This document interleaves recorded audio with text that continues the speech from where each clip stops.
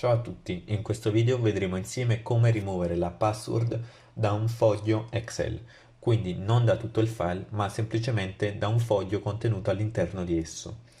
Per la prova ho questo file Excel in cui il foglio denominato prova è protetto da password. Infatti, se tento di modificare una cella, ricevo un avviso, mentre il foglio 1 no, è libero. Ricordiamoci che il file protetto è il secondo foglio, ci ritornerà utile più tardi. Intanto chiudiamo il file e la prima cosa da fare, se non l'avete già fatto, è quello di abilitare l'estensione dei file all'interno di Windows. Quindi andiamo in Esplora File, Visualizza e spuntiamo Estensioni Nomi File. A questo punto il nostro file Excel avrà un'estensione, in particolare l'estensione XLSX, che dovremo rinominare in .zip. Mi raccomando, dobbiamo solo rinominare l'estensione e non comprimere l'intero file.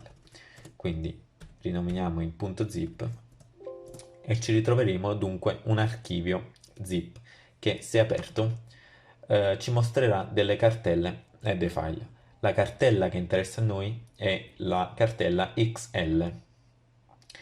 Poi apriamo Worksheets e il foglio denominato prova era il foglio numero 2.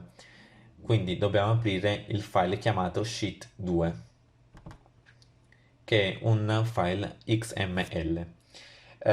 Il foglio è protetto dall'algoritmo SHA-512, quindi grazie ad un editor di testo quale Notepad o il blocco note di Windows cerchiamo tale stringa, ovvero SHA-512.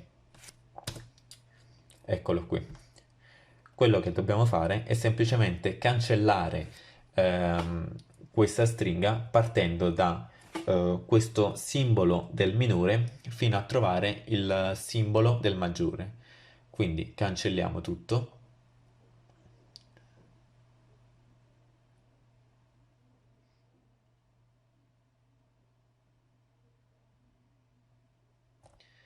Eccolo qui.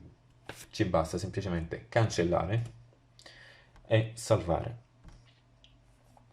Chiudiamo il file. Ci viene chiesto se vogliamo salvare le modifiche all'interno del file.zip. Noi clicchiamo su sì. Chiudiamo tutto. Adesso possiamo rinominare il file come prima, ovvero da .zip a xlsx.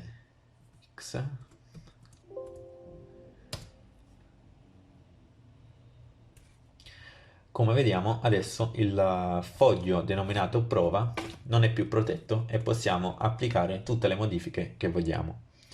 Grazie per aver visto il video, ci vediamo al prossimo.